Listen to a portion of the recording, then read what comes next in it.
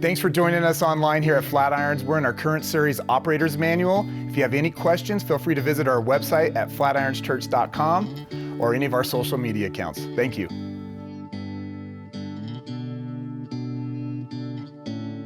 Hey, I'm Ben Foote. I'm the teaching pastor here. I'm glad you're here today. I'm especially glad you're here on Super Bowl Sunday because I was convinced like it would just be me right now and a couple volunteers. So I'm glad you're here. Personally, I'm not really as into football. Like, I'll root for the Broncos because I live here, but I'm not like a diehard fan of any team, you know? Like, baseball's a totally different story. Like, I don't know who I am without baseball. And the success or inevitable failure of the Cleveland Indians will change my mood, unfortunately. But football, I'm just kind of like, yeah, I don't care who wins today. However, I know I'm not, I'm a rare case that way. And so help me kind of feel out the room here, whether by, clapping or cheering or whatever. Who here hopes that the Rams win this thing today? Okay. It's loud. If you're still brave, who here wants the Patriots to win this thing? Okay. A little bit of booing. That's fine.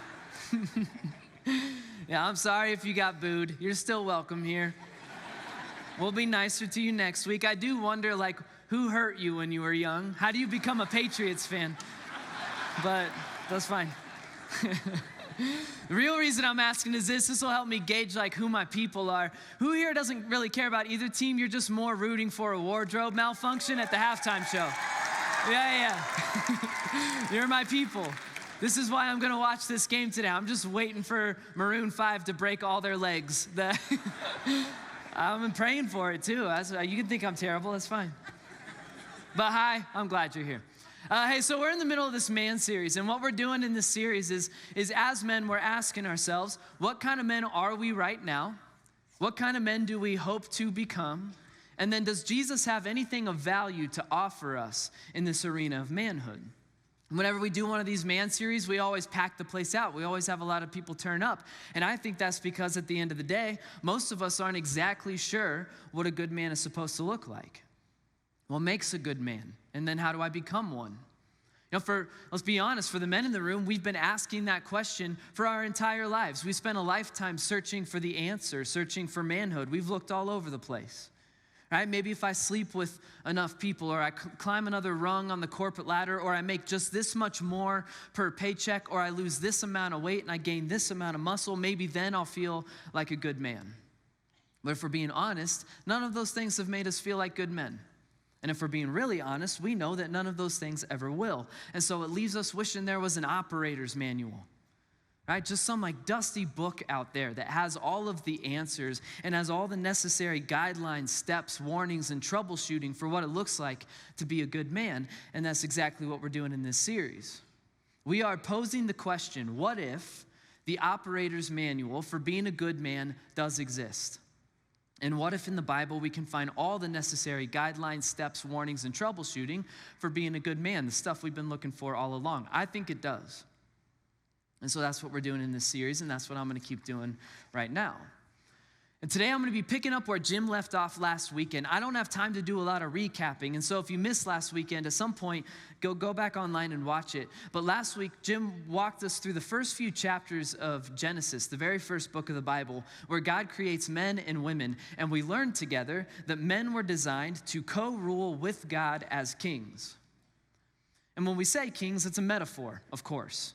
Right? It's a metaphor for carefully wielding power and authority and responsibility. We're not saying that men were designed to wear crowns and drink mead out of goblets and shout dilly dilly or whatever kings do.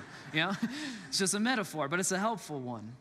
And so men were designed to co-rule with God as kings, which means this: if men are operating by the book, by the manual, in the way that we were designed by God to operate, then men will care for the things and people entrusted to them. Our bodies, jobs, our homes, our employees, wives, girlfriends, children, you name it. We will care for those things in the same way that God himself would care for them.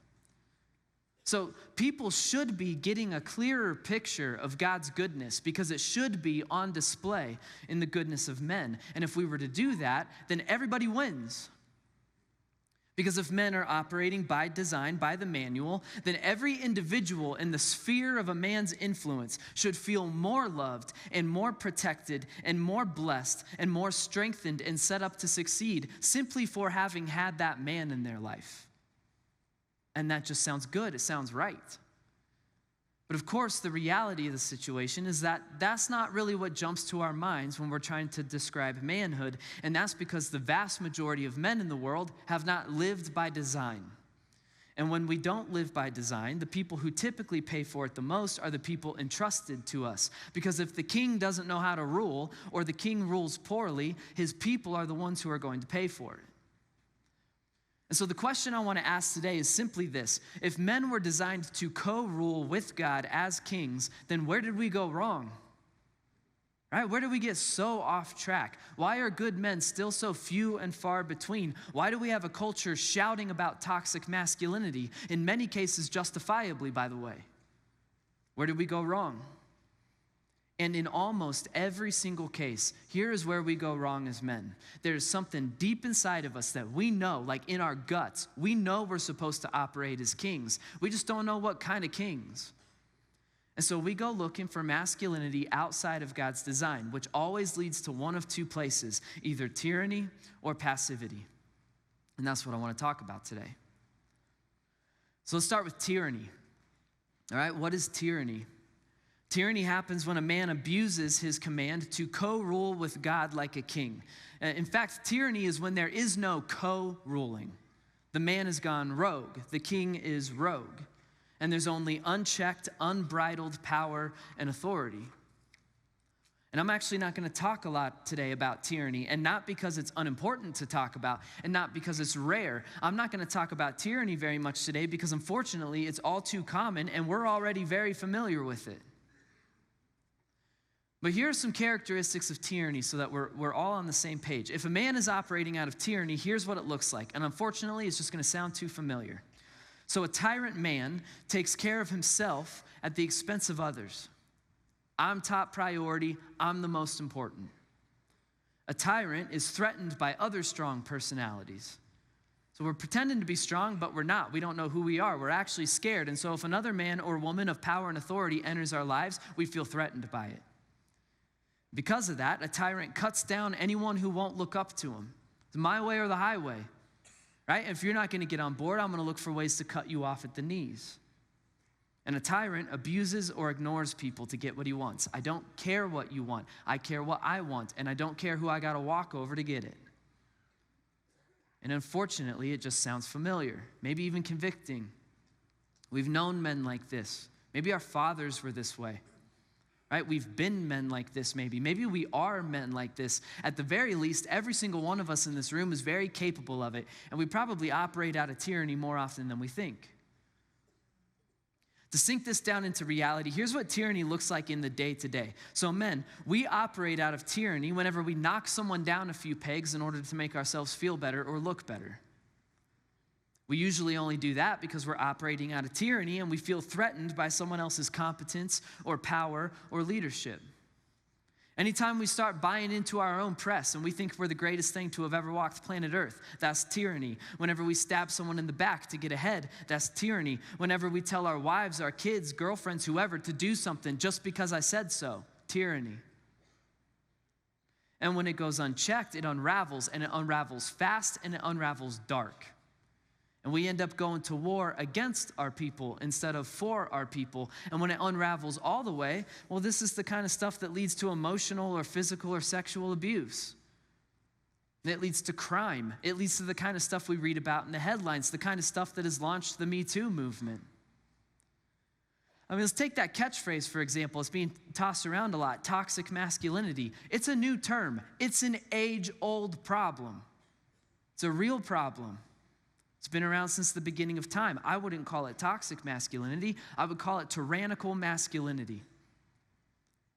Listen, men, when we're 3 years old and we throw a fit to get whatever we want, it's forgivable. Sometimes it's even cute. When we're 30 years old, it's destructive and it's deadly.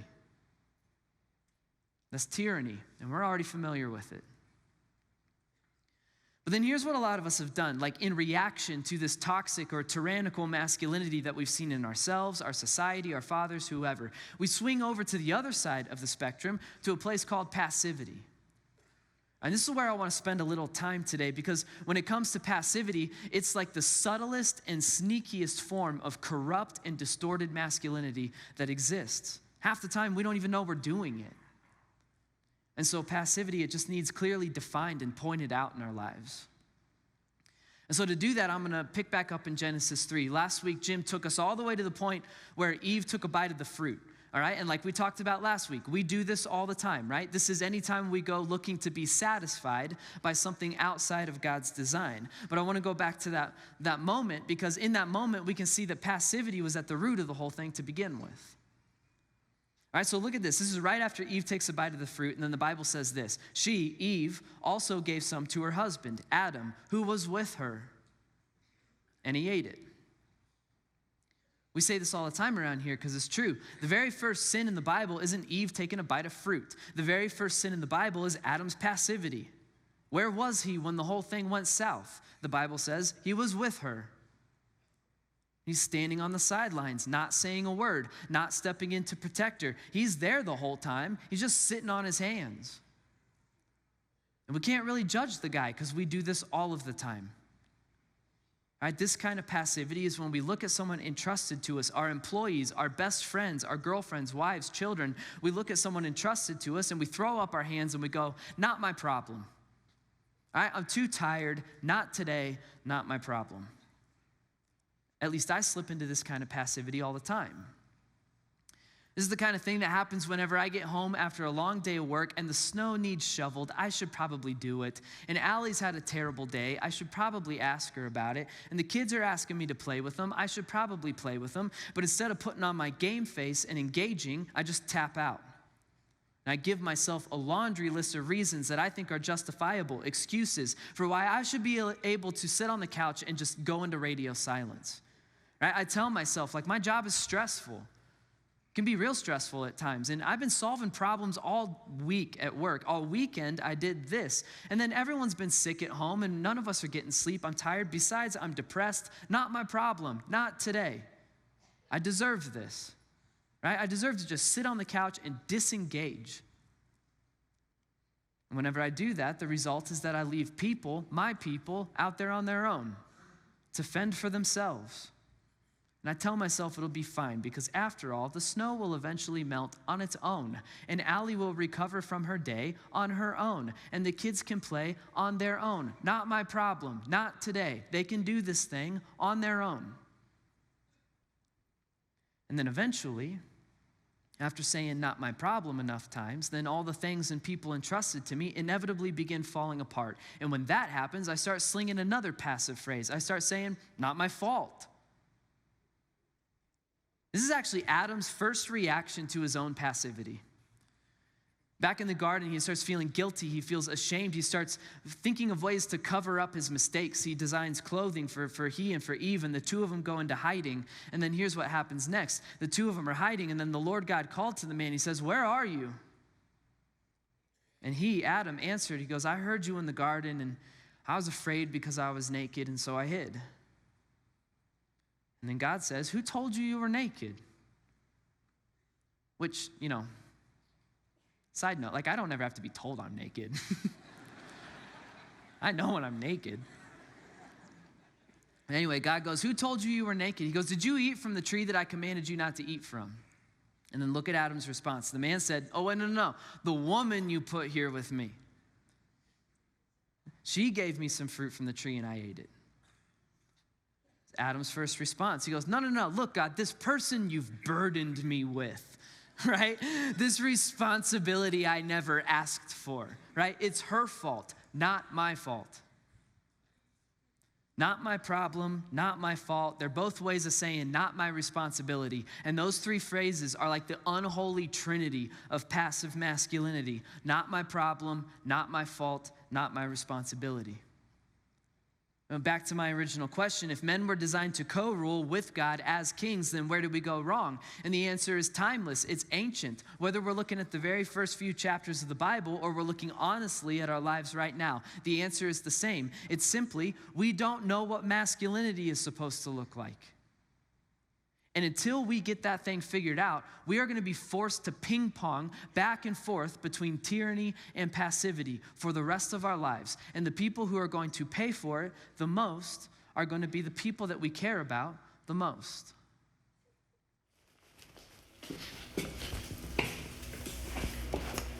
Hi, I'm Paul Bruner. Grew up in Niwot, in the farm around here. Went to Niwot High School, ended up at CSU, worked corporate for a while, and then 11 years ago ended up at Flatirons as executive pastor. So growing up, my dad was a shop teacher, had this farm, loved working hard. He was a man that didn't have much emotion. Grew up in the generation that emotion for men, he shut it all down. So there was always a kind of a longing to have that attaboy, that approval, that, hey, son, I love you. For him, one of the things that I think was equity was hard work. And so to earn his love, earn his approval, I would do anything that he would want me to do. So again, wired to please others, head up to college. Now, because I'm passive, I'm drawn to strong, focused, passionate people, and Di is that person. And so as we decide to start dating and get married, we end up in doing student ministry. And in the mix of student ministry, because of my passivity, I want to be the fun guy. I want to fill the room. I want to be everything to everyone. And so I'm seen as the good cop. And she became the party pooper, the bad guy.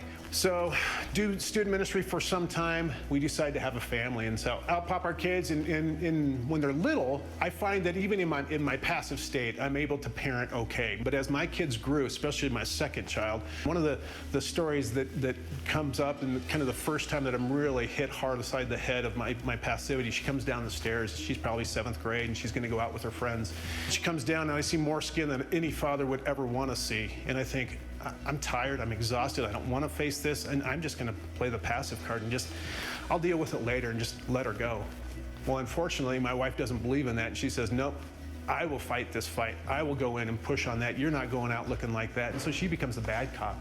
So here's what happens. My passivity creates this good cop, bad cop, and it becomes a train wreck for our marriage. So much so that we're in the depths of this really tough season of life, and we end up going to see a counselor. She said, your daughter, when you are passive with the way you're raising her and the things you're allowing her to do, she is moved up alongside you and Diana, and she is running your family and destroying your family because you are being passive, Paul. And you, most importantly, are destroying Diana. Fast forward a couple years after the situation with the counselor, and I was at a weekend called The Crucible. And as we were working through our stuff and identifying the things that created the brokenness in me, I identified that out of a desire to be enough, out of a desire to find acceptance in people, I had really allowed that passivity to remove the voice I had, my desires, the man God created me to be, the man that wanted to be a peacemaker, not a peacekeeper. And on that weekend, God identified that I am a good man, I'm a strong man, and that I can battle on. We had a lot of rough years, but I would say today, although there's not a bow tied to this, into this story, that there are glimpses that I see of redemption. There are things that I see from the ashes, that my kids are moving in a good position or a good direction. They're working on their stuff. They're identifying the need for counseling. Diana has worked really hard on her own self, and it's given me conviction that I too need to get help. I too need to work on my junk and my stuff that has made me who I am. And I realize that God redeems even the brokenness of my past. My kids can always look back now and say, I never gave up. I never was willing to throw the towel in. I fought the good fight, and that I was willing to push forward despite the incredibly hard path we've had to walk. So, do you think your dad's proud of you? Oh, man.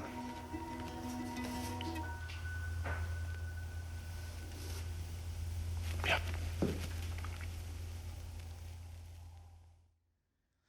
So I just got to say this right off the bat. So that man on the screen, Paul Bruner, is, honest to God, he is one of my favorite people I have ever had the honor to meet. He is such a good pastor. I'm better for having been pastored by him. You would never know it. This place literally does not function without Paul Bruner, and it's not an exaggeration. But he's always behind the scenes. Like, if you've ever even had the chance to meet the guy, you probably met him while he's mopping some mess out in the lobby, or, he's wearing an orange vest and he's helping to park cars. And even in the midst of everything he just talked about, he's still one of the best living examples I've ever seen of what we're going to talk about next, which is masculinity by God's design. All right, but, still so I don't, blow smoke up the dude's skirt, he's also one of the funniest guys I know, and he deals, pretty much only in fecal-oriented humor. You can tell a poop joke like no one else you've ever met. Before I derail, though, so like we just saw in that video, whether it's tyranny or it's passivity, the people who suffer as a result of our sideways masculinity are the people that we care the most about in life. We don't even know it's happening. We just wake up one day and we're losing people. And so what do we do about it? What do we do about our masculinity? And the answer cannot be to just do away with it. It's not possible. So what are we supposed to do? And the answer, again, it's as ancient as the problem. The only way to fight off tyranny or passivity is to go back to the operator's manual, because the only healthy version of masculinity is God-designed masculinity. Well, what does that look like? How do we find that? Well, we can see it in Jesus. Again, we were designed to co-rule with God as kings. What kind of king? Well, Jesus is described as the king of all kings. So we can see perfect masculinity on display in Jesus. It's just a bummer that we almost never think of him. At least for me, right? Like when I'm trying to picture the most masculine person I can possibly imagine, I never think of Jesus first. I don't know why that is. It's probably just too many paintings of the guy with long, perfectly conditioned hair, like gently crying into a sunset for some reason. I don't know why it is, but I do know that if we get to know the very real Jesus, we discover that he's the ultimate man's man. And how could he not be? He was God in the flesh. And if God designed masculinity in his own image, then it just makes sense that when Jesus was walking around this planet all those years ago, he was putting perfect God-designed masculinity on display. So what does God-designed masculinity look like on display in the life of Jesus? And rather than walk us through his whole story, which we talk about all the time in here, I want to pull a verse written by a guy named Paul. He sums it up perfectly. Paul wrote the majority of the New Testament. Not different Paul, not that Paul. He didn't write the Bible. There'd be way more fart jokes in the Bible if you wrote. There are some fart jokes in the Bible, by the way. But anyway, Bible Paul. See, I'm trying not to derail.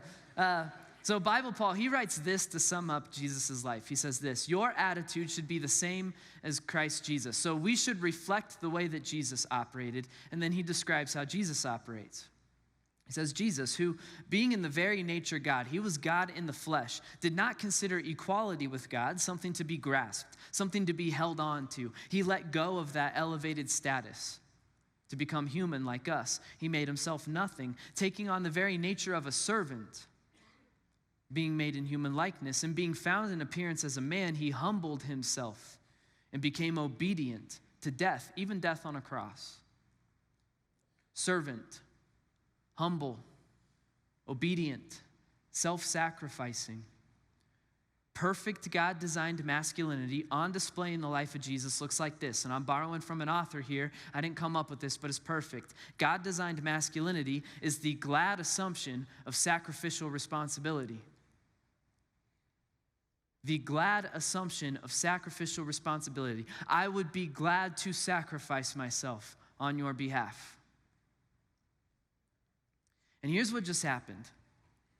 For the majority of the men in the room, regardless of who you are or where you came from, your heart just skipped a beat. And that's because deep inside of you, some of us is buried way deep down there, but it's still in there. It's in every man in the room. There is something in us that resonates with that sentence on the screen. We know that's it. We know that's what we were designed to do. We know we would be honored to do it. For the women in the room, again, regardless of who you are or where you came from, your heart just skipped a beat. Because if us men could just get this right in your lives and operate solely out of the glad assumption of sacrificial responsibility, you are the ones who win for it.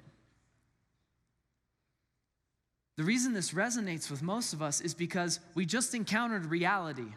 It's just the truth. It's what we were designed for. We are created things. And that sentence on the screen is what we're supposed to do by design. It's like the first sentence in the operator's manual. It's what we were made for, to take on the glad assumption of sacrificial responsibility. And every word in the definition is so important, so I want to break it down. Because in that design, there's no room for passivity. Because God designed masculinity is the assumption of responsibility. And at the core of responsibility is the demand that we respond, we do something. We have to engage. We can't sit on the sidelines, sit on our hands, or check out within this kind of masculinity. People need us. We can't leave them out there on their own. We can't cover our eyes and hope the problem goes away. It's our problem. It's our problem to solve, our responsibility. In this design, there's no room for tyranny. Because God designed masculinity is the assumption of sacrificial responsibility. We step into power and we step into authority, but we do so only for the sake of everyone else around us. What we want as men is supposed to become identical to what the people around us need. And so we sacrifice ourselves on their behalf because we want what they need. And in that design, there's also no room for whining or grumbling about it. There's no room for a martyr's complex because God designed masculinity is the glad assumption of sacrificial responsibility. We put ourselves on the line for the sake of others, and we're glad to do so. We're glad to do so because we know this is what we were made for. This is supposed to be our wheelhouse as men. Our source of joy and meaning in a confusing life, to lay ourselves down in order to elevate others. And whether or not you believe in any of this Jesus stuff, none of us can think of one single con to men operating out of God-designed masculinity, the glad assumption of sacrificial responsibility. So what do we do with this information? For those of us who keep slipping into tyranny or slipping into passivity, or more realistically, we're probably bouncing back and forth between the two of them. Where do we begin? And the older I get, I feel like the more I'm learning this lesson that every long journey in reality is just a bunch of tiny steps you promise yourself you keep making. And so as men, here is a tiny step we should promise ourselves to keep making. It is God-designed masculinity. You're going to hate that I'm saying this on Super Bowl weekend, but I do believe it starts here. It's this: get off the couch. Now, ladies, don't do too much clapping. Get off the couch. See, I don't think this is helpful. I don't think it's helpful to talk in extremes, extreme hypotheticals. So here's what I mean by that. I don't think it's helpful to say, I get it. Every man in the room, myself included, we would all say that we would take a bullet for the people that we love. Okay. Right? Chances are probably not going to happen today. I pray it never happens to us. And so the better challenge for the reality of our day-to-day lives is, can we even get off the couch? And I picked this challenge because it's the most personally convicting one for me. So I'm telling you, I'm preaching to myself as much as I'm preaching to any other man in the room. But listen, I know we're tired. I know we're sick. Hey, we got real justifiable reasons for feeling stressed. It doesn't change the fact that people are counting on us. Our kids need us to coach them. Kids need us to discipline them, to lead them. They need us to just get on the carpet and play with them. Don't back down. Get off the couch. Our wives, our girlfriends, they need us to love them. They need us to protect them and provide for them, not just physically, spiritually, and emotionally. They just need us to give a care. That's what they need at the end of the day. They also need us to know that we enjoy their company. Have a good laugh with them. Remind them, I don't just love you, I like you. I like being around you. Don't back down. Get off the couch. I really think our world is primed for this right now. I think our culture's craving it right now. Just as some dumb example, all right? So I'm one of those guys, I was raised to hold the door no matter what, all right? A couple months ago, I'm at Barnes & Noble. I open the door, I do the check, and there's this older woman with a cane moving kind of slowly. She's pretty far away. Right? If you're a door holder, you know there's this invisible perimeter. She's on the edge of it. And so I'm like, I don't know, should I hold the door? I felt bad for her though, so I held the door. About 30 minutes later, she gets up to me. And she gets up to me, she stops, and she grabs my arm. And she didn't even sound happy. She actually sounded kind of mad.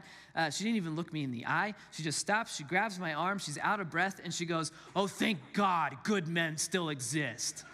Real angry. But then I laughed, and I followed her into Barnes & Noble for another half hour.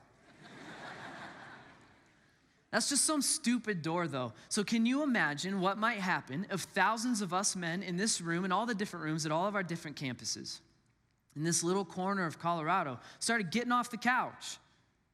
As a metaphor, of course, for sacrificing whatever it is we tricked ourselves into thinking we've earned or deserved.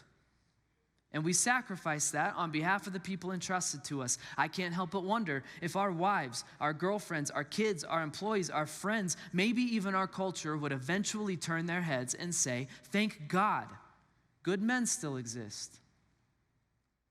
What if we did that together intentionally? We try to become hyper aware of what the people entrusted to us need from us. And then when we start internally groaning about it, saying, "I'm too tired, not today, not my problem, not my fault, not my responsibility," we hit pause, we step back, and we rethink. And we remember that Jesus said it's moments like this that we were designed for. It's the only fulfillment you're ever going to find when it comes to masculinity. And so we remember it, and we get off the couch. Now, I'm about to pray for us, but I want to end a certain way. I want to end this way, because anytime we talk about the heavy sacrificial responsibility that we as men were designed to carry, the response is usually fear. All right, at least it is for me. You know, we get up in our heads. We're real good at living up in our heads, you know? So we get up there and we start going, well, that's a lot, you know, and I don't think I'm equipped. I don't know if I'm enough. Maybe we're starting to think, you know, I've already screwed it up too badly and there's no coming back from it. And so I want to end this thing with encouragement to the men in the room. All right, it's the same encouragement that Paul himself offered in that after that verse in Philippians that I just read. So after he says our attitude should be like Jesus, who gladly assumed sacrificial responsibility, after that, he gives us this real mysterious encouragement. And I love this verse. I want to share it with you. So Paul says this. He says, "Continue to work out your salvation with fear and trembling." Sounds weird at first. That's not how we would say it.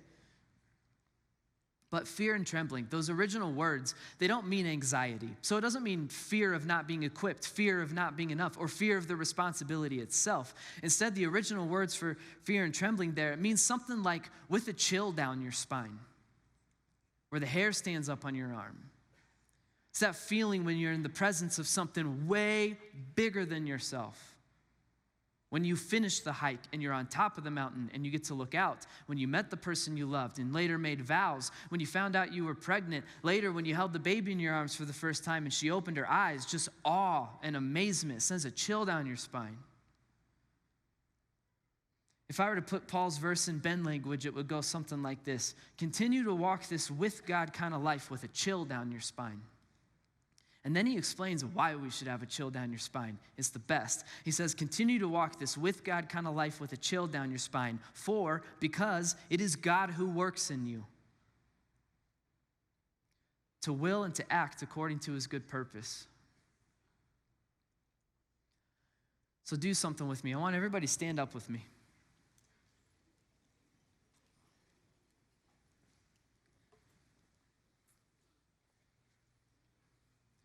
I don't care what culture told you. I don't care what society told you. I don't care what your friends said. I don't care what your dad taught you.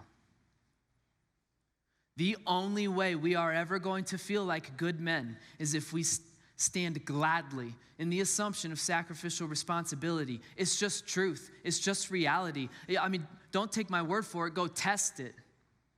Everything else is going to fall apart on you. And then there's this one niche that we were designed for. We were made for this. And it's going to be fulfilling. But it's overwhelming. Right? So it feels like a lot of responsibility. And so let us be encouraged by what God himself said to us through his word when he says, continue to walk this with me kind of life with a chill down your spine. Because I'm the one who works in you to accomplish my good purpose. Which means this is the mystery of what it means to be a man who follows Jesus. It means the God of the universe is the one who wants to parent our kids. He only wants to do that in and through us. The God of the universe wants to run your business. He only wants to do that through you. The God of the universe wants to adore our wives and cherish them and set them up to succeed. He only wants to do that in and through us. And he doesn't want to do it any old way. He wants to do it by the book, by the manual, in the way that we were designed. He wants to accomplish this the way he has always and will always accomplish it, through the glad assumption of sacrificial responsibility. It's the only thing that's going to fulfill you as a man. We're not doing this on our own. It is God who works in us, and it's crazy. He wants to benevolently care and rule this entire planet in and through our masculinity. If you can grasp it, it's enough to send a chill down your spine. And if you can grasp it, we should feel honored to have been made to do that. And if you can grasp it, I think we can gladly get off the couch for it. Pray with me.